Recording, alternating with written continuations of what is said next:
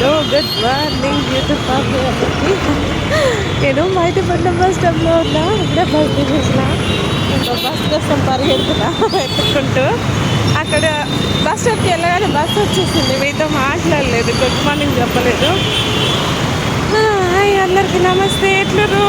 నేను బాగున్నా, మీరు బాగుండాలని. ఏం చేస్తారు అంతా?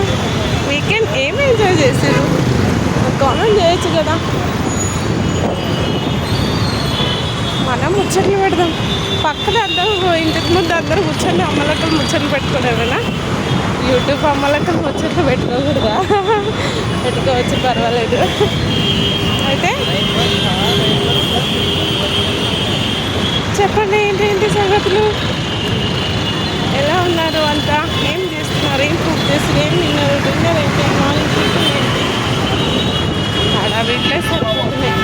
పొద్దున్న లేచి నుంచి రాత్రి వరకు ఈ హడావిడ్లు ఇవి తప్పితే ఇంకొక పని గుర్తురాదు మైండ్లో. గుర్తొచ్చేసరికి టైం ఉండదు.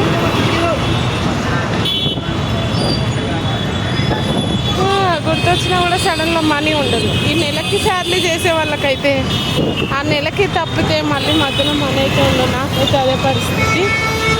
ఎలా గడుపుతున్నానో, ఎన్ని అప్పులు చేస్తున్నానో, ఏం చేస్తున్నానో, సడన్గా ఏదైనా ఫంక్షన్ అట్లాంటివి ఏమైనా వచ్చినాయంటే ఇంకా కొత్త కొద్దిగా తీసుకోవడం తప్పదు కదా.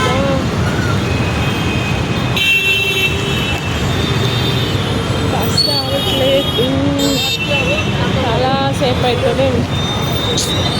నేనేమో ఈ పాటికి అక్కడ నేను మా సార్కి బ్రేక్ఫాస్ట్ కూడా ప్రిపేర్ చేసేసి అంత తొందరగా వెళ్ళాను కదా.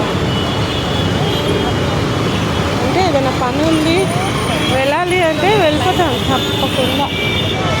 ఇక నార్మల్ రోజుదే కదా అనుకుంటే ఇక ఇట్లా అలా అని కాదు. ఈరోజు నాకు పొద్దున్న లేగానే పెద్ద పాపకు జుట్టేసి బయటంతా ఊడ్చేసి ఎత్తి అన్నం కుక్కర్లో అన్నం పెట్టేసి గిన్నెలన్నీ కడిగేసరికల్లా టైం అయిపోయింది.